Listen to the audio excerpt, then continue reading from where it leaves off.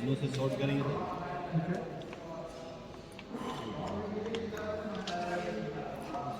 उसके बाद एनओ के आउटपुट से कनेक्शन लूज है। ठीक है।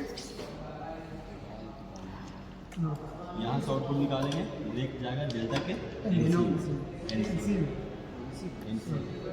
से उठाएंगे, एनसी से आउटपुट लेंगे, लेके स्टार के A1 में। अब उसके बाद फिर एनओ से लेंगे, एनसी से या एनओ से कोई भी किसी से ले सकते हैं। उसका आउटपुट उसका इनपुट दोनों एक ही गया, ठीक है। तो वो से ग्रुप उसके बाद वहाँ से निकालेंगे तो स्टार के एनओ में एनओ से आउटपुट लेंगे, इसका एनसी स्टार के एनसी में लेंगे, ठीक है। स्टार के एनसी एनसी का आउटपुट निकालो, डेटा के A1 निकालो।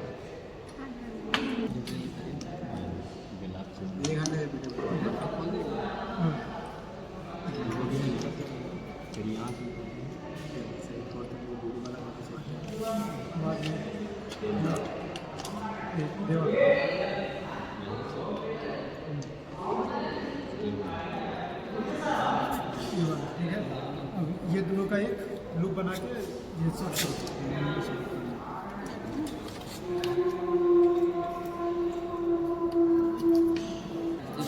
तो फिर दोनों को न्यूट्रल हो गया, फेल हो गया।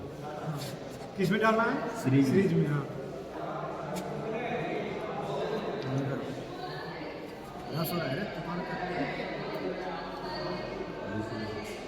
लूज है क्या? कनेक्शन तो सही है, चेक करो। न्यूट्रल चेक करो बढ़िया से।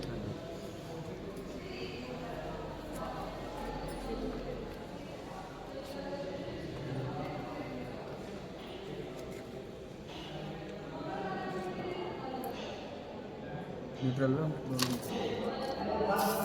कनेक्शन सही समझ नहीं आ रहा क्या प्रॉब्लम ये लूज कनेक्शन रहता है इसकी वजह से। छोड़ कुछ बटन हटा दो। कोई बजा लेगा। स्टार्ट कर दिए प्लीज। डालेला हूं मैं। स्विच ऑन कर दे। ओके आराम से वीडियो बन रहा है।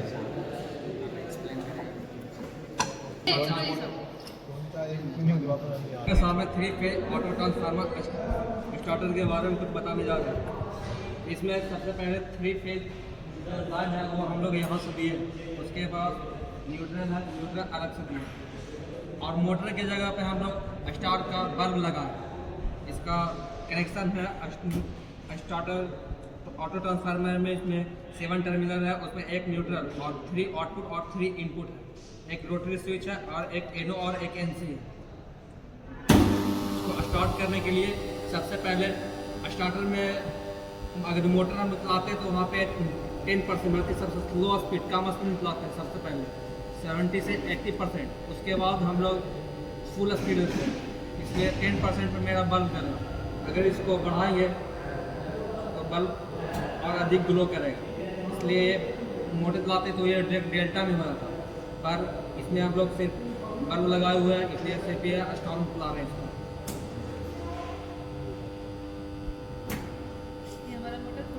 ये मेरा मोटर फुल स्पीड पर है। ऐसे अगर मोटर में करते हैं तो ये डेल्टा में चलता, और यहाँ पे स्टार में सिर्फ बल्ब चला रहे हैं। 48 नंबर कौन है? 2802। हाँ 48 number, 2823, 36 number, 2781, 50 number, 2805, 50 number. Joint समझा?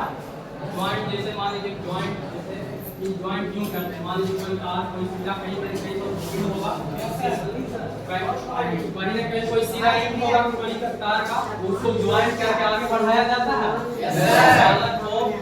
ज्वाइंट करके आगे बढ़ाया जाता है। कोई तो नहीं कंडक्टर की पूरा कंडक्टर पूरा इसके बाद हमारे कुछ पास बेसिक रेंज होता है 1000 मीटर 1600 मीटर बेसिक रेंज होता है। मान लीजिए जहाँ भी उसका सिरा समाप्त हुआ तो फिर उसको सिरा को ज्वाइंट करके फिर उसको आगे बढ़ाया जाता है। जैसे हम लोग क्या करते हैं ज्वाइंट करते हैं, जैसे जैसे मान लीजिए कोई कार वीक हो गया इस पॉइंट पे, तो फिर उसको बढ़ाया जाता है आगे नहीं लेना है क्लास। तो कई तरह का ज्वाइंट होता है, मैरिड ज्वाइंट, टैप ज्वाइंट, डिविडानिया joint, twist joint, twist joint होता है, टेल ज्वाइंट, पीक ज्वाइंट भी होते हैं, समझ रहा है? इनको हम तो फॉरवर्ड एंड रिवर्स स्टार्टर का कंट्रोल सर्किट है। मेरे पास हिडन ब्लॉक नहीं है, जिसके कारण मैं 4 कॉन्टैक्टर का स्थान पर 8 कॉन्टैक्टर का उपयोग किया हूँ और इसको हिडन ब्लॉक के रूप में हम यूज करते हैं। 2 हिडन ब्लॉक इसका और 2 इसका यूज करेंगे।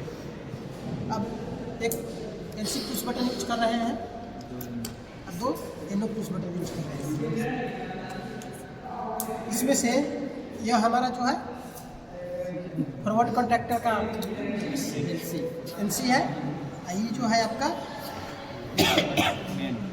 फॉरवर्ड का मेन, रिवर्स कॉन्टैक्टर का एनसी, रिवर्स कॉन्टैक्टर का मेन, ये जो है स्टार का एनसी, और यह हमारा जो है स्टार का मेन, डेल्टा का यह है एनसी, डेल्टा का इस प्रकार से हम इसका आप देख पा रहे हैं यहाँ पर इस डायग्राम में फॉरवर्ड का एनो जो है। सबसे पहले हम फेज लाएंगे, जो यहाँ से लाए हैं, यहाँ से उठा के लेके गए हैं यहाँ से इसके एनो में, इसके फॉरवर्ड के एनो में आएगा। फॉरवर्ड के एनो से जाएगा, वह क्या करेंगे हम एनो एनसी आपस में शॉर्ट करेंगे। इसका जो हम बनाए हैं एडन ब्लॉक, इसका एनो और एनसी आपस में शॉर्ट करके इसका जो एनसी होगा, एनसी आउटपुट वाला, इसके A1 में डालेंगे, इसके मेन के A1 में डालेंगे, दूसरे का जो होगा एनसी उठा के इसके A1 में डालेंगे, एक दूसरे के विपरीत, जिसको हम लोग बोलते हैं इंटरलॉकिंग। जो यह पैरेलल में लगाए हैं हम एनो को स्विच के पैरेलल में, इसको बोलते हैं होल्डिंग। इस प्रकार से हमारा एक एक करके सर्किट कंप्लीट है। आज हम लोग प्रैक्टिकल नंबर 9 देखेंगे, जिसमें क्या है, जो स्किल है आपको क्या सीखेंगे उसमें, to identify practice safe method of lifting care and maintenance operation and precaution of electrician drilling tools. मतलब जो ड्रिलिंग टूल्स होता है उसके बारे में हम लोग जानेंगे, ठीक है? Yes sir. तो ड्रिलिंग टूल्स आप लोग 3 हैंड ड्रिलिंग टूल्स और एक इलेक्ट्रिक ड्रिलिंग टूल्स बारे में पढ़े थे ना। तो इंट्रोडक्शन देखते हैं कि जो इलेक्ट्रिशियन ड्रिलिंग टूल्स होता है उसको आप लोग कहाँ करते हैं हम लोग, कहीं पे छेद करना है या फिर कहीं पे सुराख करना है, तो हम ड्रिलिंग टूल्स का उपयोग करके हम वहाँ पे छिद्र या फिर सुराख करते हैं। क्लियर? और स्क्रू को भी कसना होता है, तब पर ड्रिलिंग टूल्स का उपयोग करते हैं, ड्रिलिंग मशीन का। उसमें हम लोग पहला पढ़े थे इलेक्ट्रिक ड्रिल मशीन, और दूसरा था हमारा वेपर ड्रिल मशीन जो हैंड से चलता था, और तीसरा था आपका चेस्ट या फिर ब्रेस्ट ड्रिल मशीन, और चौथा था रैचेट ड्रिल मशीन। इसके बारे में पढ़े थे। तो सबसे पहले का क्या था आपका इलेक्ट्रिक ड्रिल मशीन। सुनो, आज बेसिकली का पिछला टॉपिक हम लोग बता चुके तुम लोगों को कि स्पीड कंट्रोल को मेथड पर बताएंगे, ठीक है? तो इसमें किन विधियों द्वारा हम स्पीड को कंट्रोल करेंगे।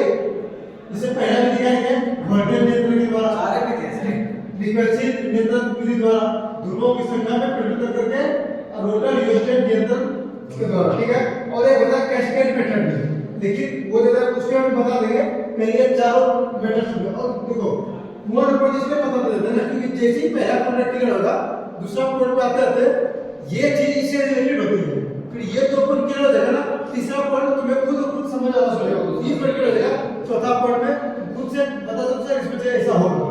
मतलब इस सब चारों पॉइंट का एक कॉमन फैक्ट है।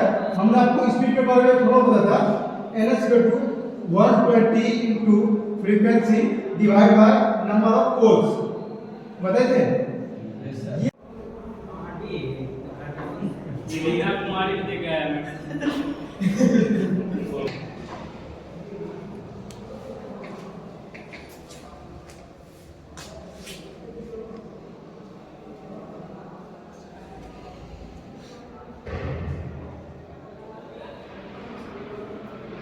केवल कैमरा निकालना है, कभी कैमरा निकालना है, दोनों लेकर।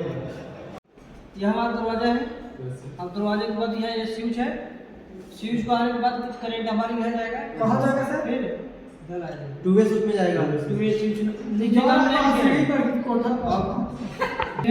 जब स्विच ऑन हो गया तो हमारा क्या होगा? बराबर तो ये न्यूट्रल का और ये फेज का। ये हमारा क्या है? सीडी वायरिंग का स्टेयरकेस वायरिंग। बराबर। Yes sir. बराबर रूम में भी कर सकते हैं सर इसका वायरिंग। नहीं हां बराबर आपका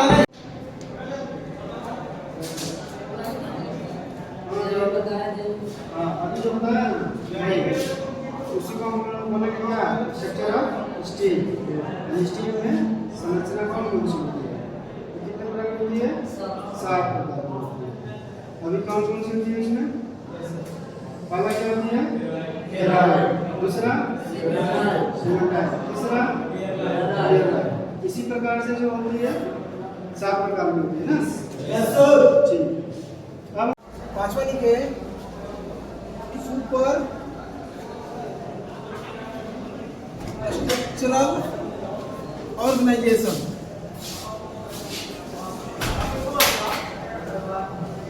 यानी अधिसंरचित संगठन। आज के प्रैक्टिकल हम लोग सीखेंगे। पहले पहचानना सीखेंगे, फिर उसको सही तरीका से अभ्यास करना जानेंगे। सब पार्ट्स के नाम जानेंगे कि इसको क्या बोलते हैं, चैक बोलते हैं, जॉब बोलते हैं, ड्रिल बिट बोलते हैं। आज के प्रैक्टिकल में हम लोग को यह पता चलेगा इलेक्ट्रिशियन ड्रिलिंग टूल्स के बारे में जानेंगे।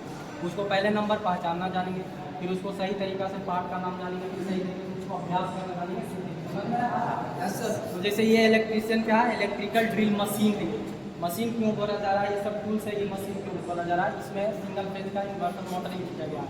समझ में आ रहा है? ये इलेक्ट्रिकल सप्लाई से चलता है। जैसे देखो इसमें ट्रिगर स्विच है, ये हैंडल है, ये चक है। इसमें चक में आगे जॉब में क्या कसा हुआ है? ड्रिल बीट कसा हुआ है। समझ में आ रहा है? ट्रिगर स्विच को जैसे ही हम देखो सप्लाई दिए, सिंगल फेज को सप्लाई लाकर हम फेज न्यूट्रल को जैसे ही यहाँ पे ऑन करेंगे, ट्रिगर स्विच को जैसे ही इसको ऑन करेंगे तो ये करना क्या है? चलने लगेगा। चलने लगा। समझ में आया? और जैसे इसको उपयोग जैसे मान लीजिए ड्रिलिंग करने में कर सकते हैं। जैसे फॉर एग्जांपल देखो ये मेरे पास लकड़ी है, अब इसे मेरे पास वुड में लकड़ी है, तो इसमें क्या करेंगे? सही तरीका से समतल से रख के सीधा इसको ड्रिल करेंगे। समझ में आया?